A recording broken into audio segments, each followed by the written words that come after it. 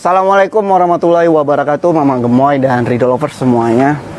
Jadi di konten ini sebenarnya gue mau curhat keluh kesah karena ada insiden kemarin yang gue ngerasa kayak gue dijebak, kayak gue di tempat tidak sesuai dengan omongan yang mengundang. Jadi kemarin itu singkat cerita, gue kenal seorang teman dari teman itu, dia menawarkan untuk jadi bintang tamu di salah satu bukber. Nah, dalam pikiran gua kan namanya bukber ya, datang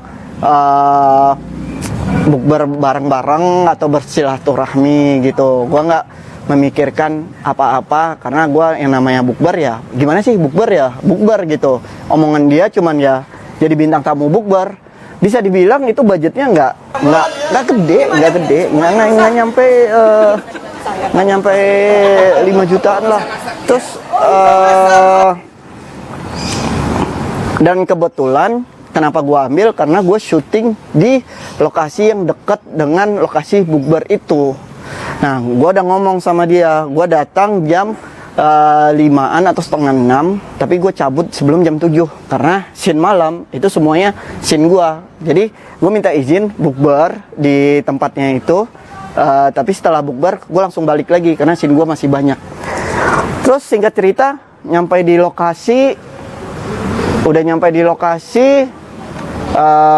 gue dikenalin, memang ada wartawan di sana, ada satu wartawan lah. Satu stasiun media. Ada satu media TV, kalau nggak salah satu media TV, infotainment. Terus yang gue bingung, di situ gue dikenalin dengan seseorang, adalah gue nggak akan sebut nama.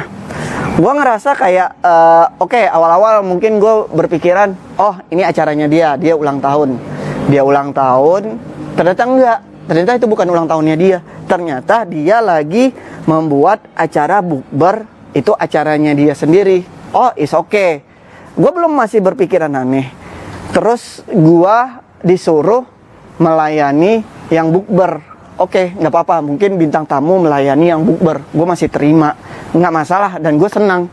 Tapi ketika gue mulai memperkenalkan nama-nama makanan, di situ berubah menjadi nanti Mas Rido ngelayanin si ya gitu. Kok gua personal melayani dia? Oh ya udah, mungkin dia di sini mungkin dia di sini queennya mungkin. Oke, untuk bukber hari ini nggak apa-apa, happy gua bilang kan.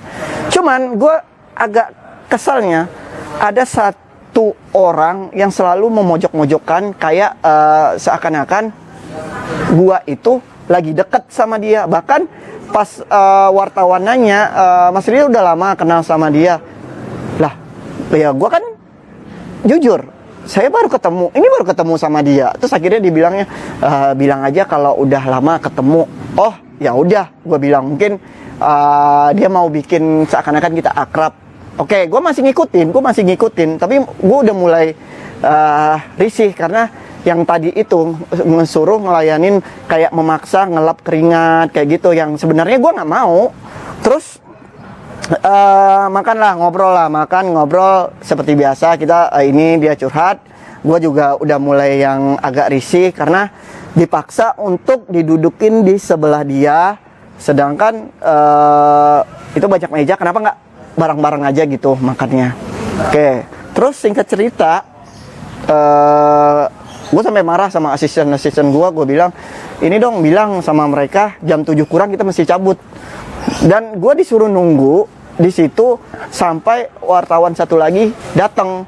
Terus gue chat orang yang ngundang gue, ada yang ngundang gue, ini beda orang lagi. Yang ngundang gue bilang, ini kok konsepnya kayak gini, kok seakan-akan gue sama dia lagi deket, ini kok nggak ada pembicaraan, gue kan masih punya pacar, gue bilang kan. Terus akhirnya dia bilang, iya bang, maaf bang, dia nggak, waktu di sana dia nggak ngebalas, ngebaca pun enggak. Terus singkat cerita, wawancara lah terakhir karena gue mau cabut, wawancara dia oleh satu media itu, karena yang satu media lagi dalam perjalanan. Nah, yang lucunya seakan-akan di situ tuh dibikin gua itu yang lagi dekat sama ini cewek. Gue bingung, lagi deket gimana? Gue kan lagi ada pacar gue lagi umroh. Dan seakan-akan ada satu orang lagi, orang ketiga itu, siapalah yang di sebelah gue itu kayak ngomong, iya, yang seakan-akan ngomong kayak, Rido sama Dinar itu udah putus, udah bubar, jadi lagi dekat sama yang ini. Gue bingung, ini arahnya kemana?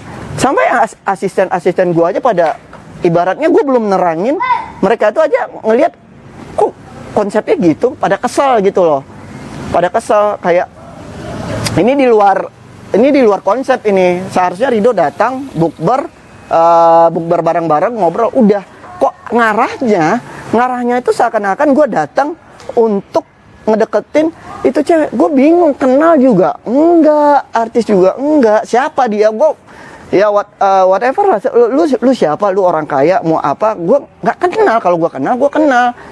Jadi gue waktu itu kayak, kalau gue nggak mikirin perasaan yang punya acara, mungkin gue akan jujur ke media, gue bilang enggak kok, gue nggak tahu apa-apa. Akhirnya gue marah-marah sama yang ngundang gue di acara itu. Gue bilang, kok lu gini sih konsepnya, seakan-akan kayak bikin gimmick gue deket sama dia. Kan gue bingung, lu ngundang gua buat buka puasa ya buat buka, lu ngundang gua buat buka puasa ya buat buka puasa, jangan keluar dari konsep. Ini sama aja lu ngejebak. Akhirnya dia ngechat gua, ya udah bang, nanti gua bilang sama medianya kalau yang dinaikin berita bukber aja. Nah sampai sekarang gua nggak tahu nih yang naik apa, karena gua di situ kayak dijebak, seakan-akan ini kameramen gue tahu, Dewi tahu, Ical tahu, semuanya tahu. Itu kayak di luar konsep ya, Ical ya. Itu kayak gue kayak apa sih, didudukin set kayak di kayak dijebak, kayak di nah gue kan orangnya nggak tegaan. Kalau seandainya gue jujur waktu itu, mungkin gue tinggal bilang apaan sih, gue tinggal cabut kan. Cuman ya gue ngejaga kondisi di sana, ngejaga orang juga. Gue nggak mau yang terlalu, nanti kalau gue terlalu jujur pasti dia akan malu. Akhirnya gue emang berusaha jujur gitu, bilang misalnya nih kayak pertanyaan wartawan dibilangnya, berarti sekarang Rido udah nggak kesepian lagi dong. Lah sejak kapan? Gue bingung, gue masih pacaran sama Dinar, apa hubungannya, ditanya pas di situ. Dan yang lucunya itu tuh waktu kayak kayak mereka tuh kayak kebingungan gitu ya. Karena salah konsep lu semua. Maksudnya ini pelajaran buat siapapun yang ngundang gua next atau mau bikin sesuatu lah, apalah rencana lu, jujur-jujuran aja gitu loh. Jangan sampai nanti akhirnya kalian sendiri yang malu. Kayak kemarin kalau seandainya gua terang-terangan, pasti malu semuanya itu kan ya. Gua bilang itu bisa aja gua nolak langsung gua pulang itu kan. Cuman ya udahlah, gua lagi puasa. Iya, duitnya nggak seberapa juga. Tapi terus yang lucunya tuh, dia sempat ngomong kayak gini nih. Dia nanti adalah kata-katanya sempat kayak gini. Dia nanti coba jadi ini aja, kayak ini seakan-akan aku yang ngebiayain kamu semua. Lu pikir gue punya uang? Itu gue kocak gitu. Maksudnya oke lah, kalau mau arahnya ke situ harus ada omongan. Intinya itu aja sih. Kalau mau sesuatu itu harus jelas omongannya. Karena kita kan di sini public figure, semua itu harus detail. Karena salah sedikit, banyak, kita kan punya keluarga, punya orang terdekat, dan gue masih punya pacar gitu loh. Pasti nanti kalau takutnya itu tayang dan kesalahpahaman, pasti kan yang budget nggak seberapa ini dan project yang nggak tahu seberapa ini, takutnya kan efeknya jadi gede gitu loh. Dan gue juga menyesal kenapa? Gue menyesal, pertama gue menyesal datang ke situ. Kedua, gue menyesal mengiyakan kalau gue udah kenal lama sama dia. Padahal gue jujur, pertama tadi gue bilang sama wartawan itu, enggak, baru ini ketemu. Karena gini guys, kayak yang udah-udah ya, kayak kasusnya Indra Ken gitu loh. Kalau orang itu kena kasus kan, kita juga yang kena ya, cara ya. Maksudnya merembet kemana-mana jadinya kan. Ya, jadi terserah kalian tanggapannya gimana. Yang pasti gue kesel aja. Gue kayak ngerasa dijebak, kayak dibohongin.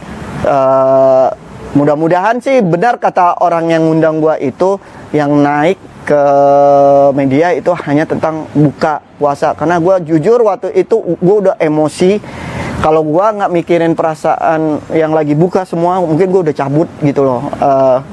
Bahkan gua bilang sama si asisten gua, "Pak, gua balikin aja ya, tapi tolong jangan dinaikin," gitu yang itu wawancara tadi, karena terlalu memojokin gua, seakan-akan gua datang untuk spesial dia, padahal gua nggak kenal dan baru pertama kali ketemu. Gua diundang sebagai bintang tamu untuk buka puasa. Jadi next kesannya kayak kacung ya, Kak?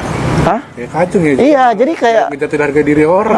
gue bingung. Nggak, pertama dia kayak ngomongin, ya udah Kak Rido ngelayanin orang-orang yang berbuka puasa. Oh ya udah, gue senang kan. Tapi kesininya Kak Rido ngelayanin si itu. Lap keringatnya. Gue sampai mikir itu.